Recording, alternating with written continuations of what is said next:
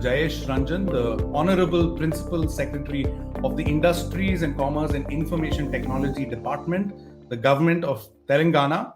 He's delivering the plenary keynote address, and I'm going to do a short introduction now. Mr. Ranjan's assignment involves developing policy frameworks, attracting new investments, identifying opportunities for utilizing IT in various government processes, and also promoting the digital empowerment of citizens. He's a member of the IAS of the 1992 batch and working in the state of Telangana. He holds a master's degree in psychology from Delhi University, a degree in business management from the Indian Institute of Management, Calcutta, and a master's in public management from the Lee Kuan Yew School of Public Policy, National University of Singapore. He's done international consultancy assignments. He's done his work for international NGOs, and he's part of the national pool of trainers in leadership constituted by the Government of India, and he's involved in training and mentoring newly recruited civil servants. And among his other many distinctions, he was awarded the Royal Order of the Polar Star by His Majesty the King of Sweden in 2019, and he's based in Hyderabad. Mr. Ranjan, you may begin the address when you're ready. Thank you very much for inviting me. It's indeed an honor. Let me first of all begin by congratulating the organizers, Boom team, for putting together this very important summit. We all know that AI is going to be the most defining technology of our lifetime. Already the world has started reaping the benefits of some brilliant work that is happening across the spectrums on AI. And it is also very important that we focus on what kind of social good, what kind of social impact can be promoted using AI. In fact, many of you would know that Telangana is a new state. In fact, it is the youngest state in our country. Telangana was formed roughly around 7.5 years ago.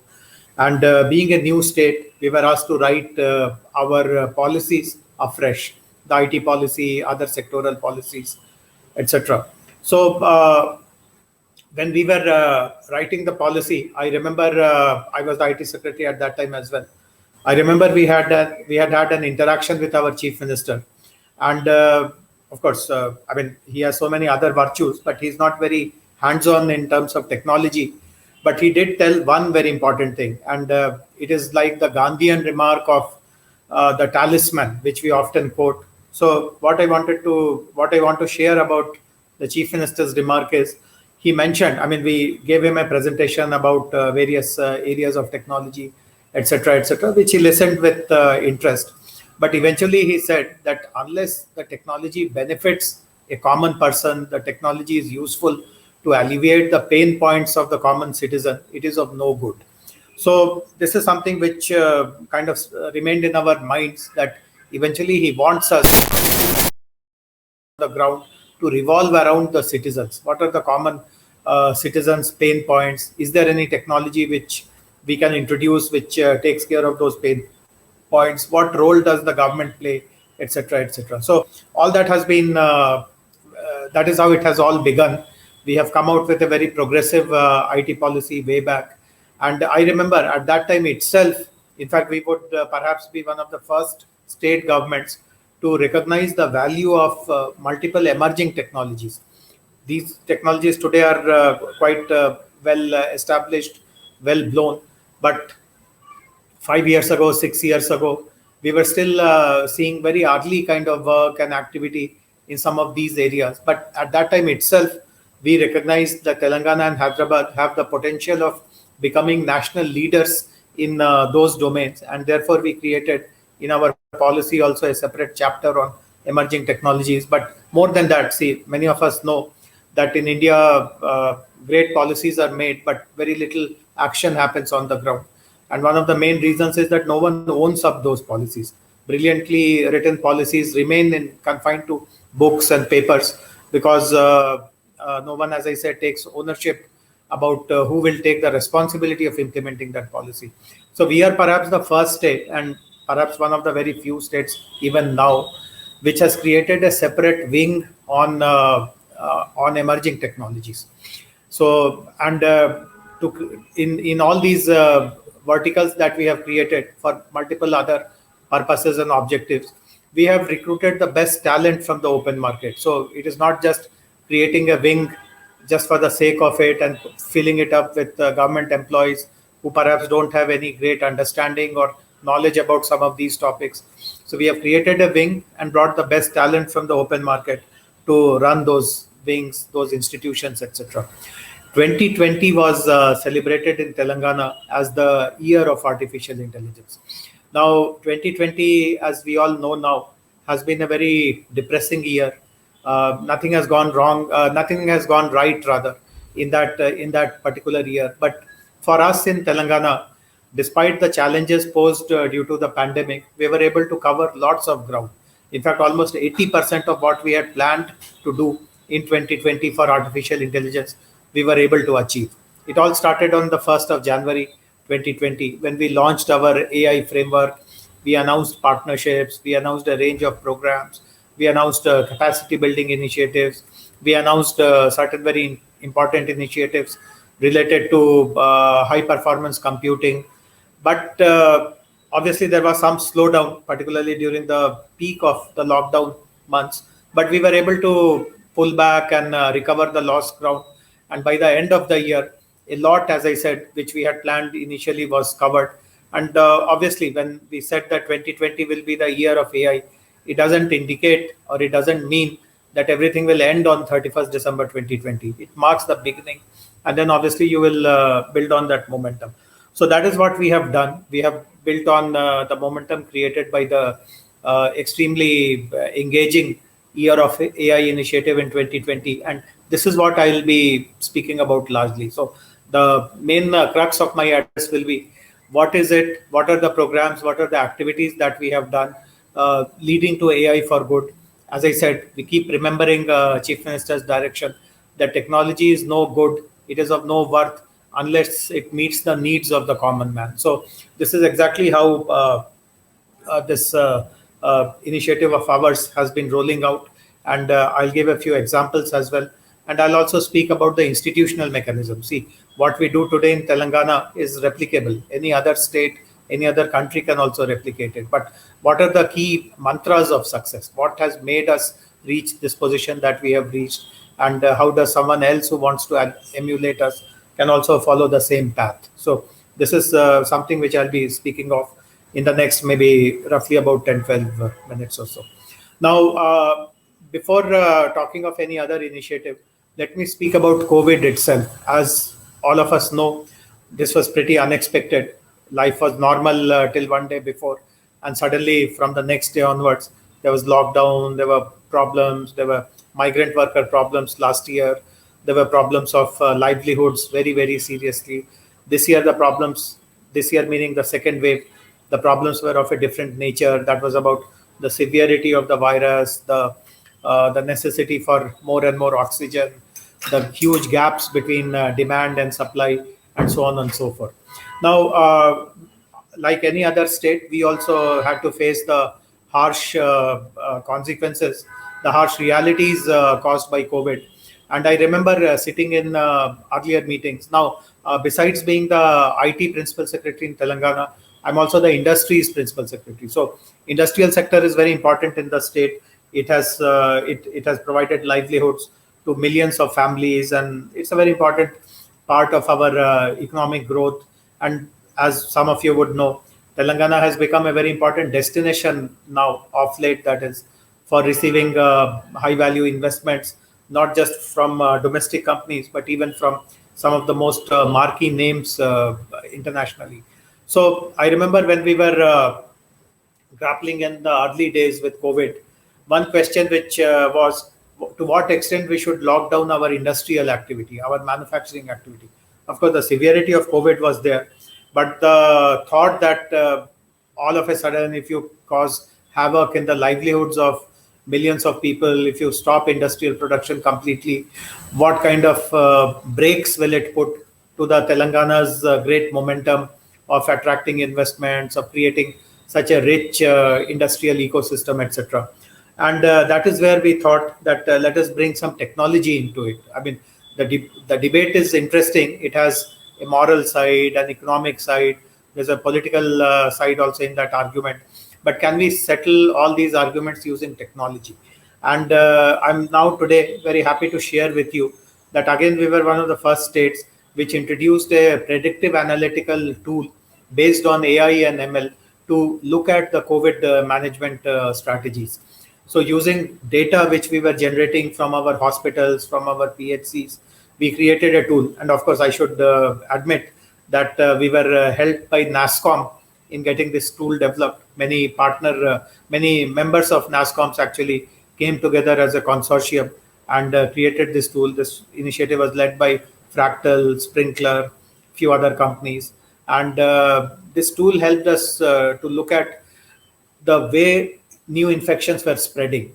And in a matter of weeks, it became very clear to us that the new infections, the hotspots, I remember as they were called at that point in time, they were not emerging from our IT corridors or our industrial parks.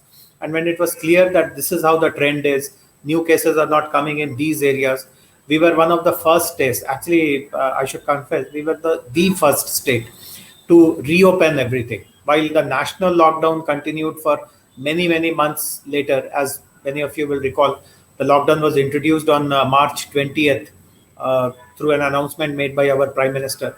And eventually it got lifted in full or in part only around September, October. But in Telangana, the lockdown was lifted on 1st of May. We just had 6 weeks of lockdown, and thereafter on 1st of May. So 2 weeks in March and roughly the whole month of April. And on 1st of May, we permitted the entire industrial activity to restart. And now, of course, more than a year has gone by, and we can look back and feel happy about it. But the reality is that our decision was based on a very important predictive analytical tool, which was utilizing AI.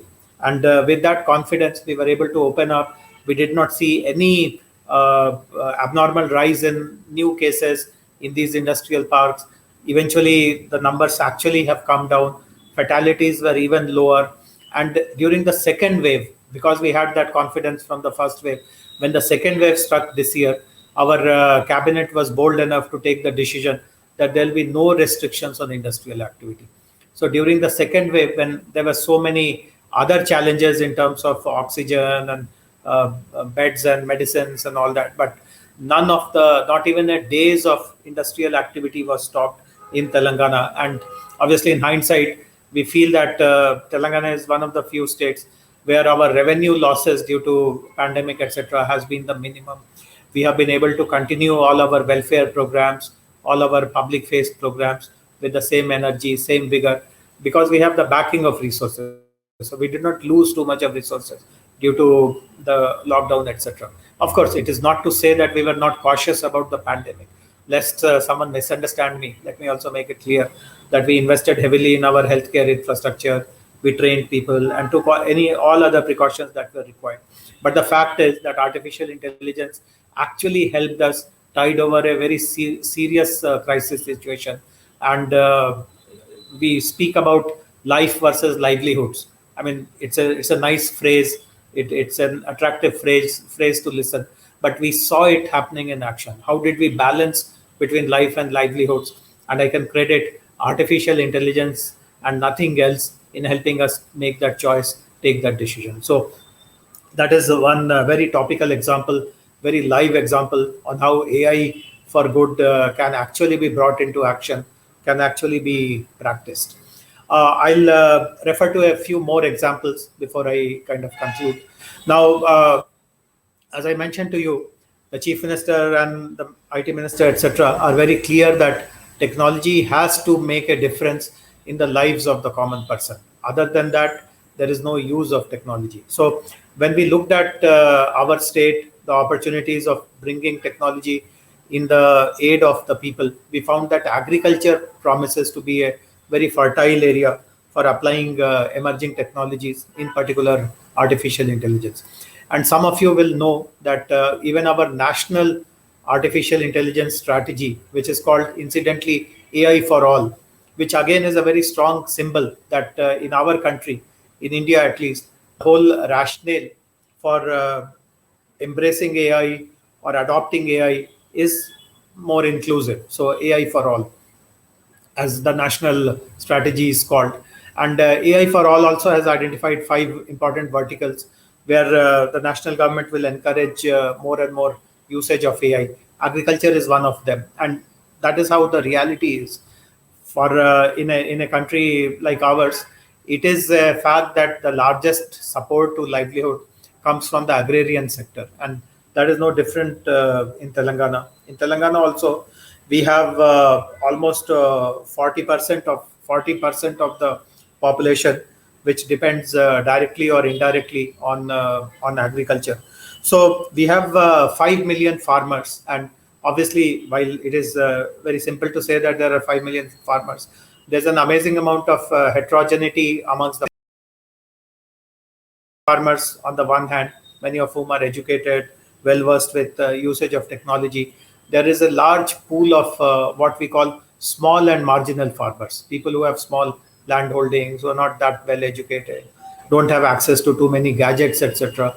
So, since the last 2 years, when we began the year of AI initiative in 2020, since then, we have started a program for particularly for the small and marginal farmers using technology, largely artificial intelligence, which is called Sagu Bagu. So it's a Telugu term, obviously, Sagu Bagu, but it can be translated as advancement in agriculture. So we are doing this with the support and partnership of World Economic Forum, and we are targeting 4 parts of the agriculture value chain in that. We are assisting the farmers in crop planning. We are assisting them for smart farming, farm gate to fork, and data-driven agriculture. And we have selected some number of crops which are important for Telangana. Six crops to be precise: cotton, chilies, turmeric, groundnut, Bengal gram, and rice. And for each of these crops, our tools, the AI tools that we are developing, and some have already been brought into a POC stage, they promise to impact at least 100,000 farmers over 4 crop cycles. And we intend to do this over 2 years as a kind of a test bed, and thereafter it will be rolled out to cover hopefully the entire population of 5 million farmers. So that is the intention of using artificial intelligence in this Sagu Bagu program. But there are a few other very important AI for good initiatives also that I would very briefly mention. In Telangana, while there has been so much of progress after the new state has come into being, but some of the health indicators still remain weak. And to some extent, this is a legacy issue, because when the state was together with Andhra Pradesh now, when it was a united state, there was some kind of a less prioritization of healthcare requirements in the rural areas, tribal areas, etc. So one unfortunate reality about Telangana is that there is a large proportion of children, or babies rather, who are born with low birth weight. As many of you would know, the normal birth weight or the average birth weight is 2.54 kgs, but we find a large proportion of children getting born below this birth weight. And obviously, there are multiple interventions required in the mother's life cycle itself to ensure that she gives birth to healthy children. But for those children who still are born with low birth weight, there are multiple other interventions which can happen as they grow older. But one very important thing is that the exact measurement of which child is born with low birth weight, which child needs what kind of intervention, the monitoring mechanisms are very weak, and there is too much of human intervention in that. So the health worker or the Anganwadi worker, if I'm not very sincere about my work, and if I just have I just see my work as some form filling, complying with some formalities, I may say that everyone is healthy, while the reality may be otherwise. So we have started a very good solution on newborn anthropometry, wherein just looking at the image of the baby, the moment the baby is born, if you take an image, we have a strong AI tool which can tell you what is the exact birth weight of that child. You don't have to measure, you don't have to ask anyone. Just looking at an image of the baby, the weight can be told, and certain other predictions can also be made about the child's growth over the next 2 years or so. And this prototype was validated with 3,500 newborn babies in a hospital in Hyderabad, and the results were very, very positive. Similarly, another section of society which has similar levels of helplessness are very elderly people who rely on pensions. And if you are a pensioner, there is a requirement that once a year you have to produce yourself physically before some authority to show that you are still alive, and therefore your pension should be continued. Now, logically, it makes sense that unless the person is alive, you can't sanction pension to that person again and again and again. But at the same time, the hassles involved in physically presenting yourself before an agency to show that you are still alive is a big hassle. So again, we have created a very good AI-based solution, which allows you to take a picture of yourself sitting at your home, like a selfie, frankly. And there is a liveness detection of your picture. It is also matched with your pictures available in databases. And obviously, this picture of yours today will be pretty different from a picture of yours ages ago. But the tool that we have developed has that kind of ability and sophistication to be very accurate in terms of, first of all, detecting whether a live person is giving it his or her picture, and whether the picture matches with the one which is there in the database. So there are many such examples. I can go on and on and on. But all I would like to say in conclusion is that there are no limitations to utilizing AI to tackle any kind of social challenge, any kind of social problem that we have faced. I gave examples from COVID, from agriculture, from pensions, etc. But in reality, there are more than a dozen plus domains where we have made a difference by utilizing AI tools. I'm confident that the seminar today will give us more ideas and insights and practical knowledge on what other good practices to emulate, what directions to take, what are the trends. And of course, there are lots of caveats also. I chose not to speak about it because I've seen the session plan. There are other speakers who are speaking about the challenges and difficulties, etc., in applying AI. But the key message from the Telangana story has been that it is only your imagination that can limit you. Otherwise, great results are possible utilizing AI. And this mandate of ours that every bit of technology has to serve the needs of the people, that can be fulfilled if you use AI in a very curated and a very targeted way. So once again, I look forward to staying connected with Boom and other speakers also. And if there are any opportunities to collaborate in any way, I'll be happy to do that in future too. Thank you very much for inviting me and giving me this honor. Thank you so much, Mr. Jayesh Ranjan, for not just mentioning, of course, the many projects and speaking about caveats when it comes to AI technologies, but really for framing the most important role of AI for all the people of India, with a focus on and on everyone, of course, but also those who are relatively disenfranchised, and also for highlighting projects like the Sagu Bagu project.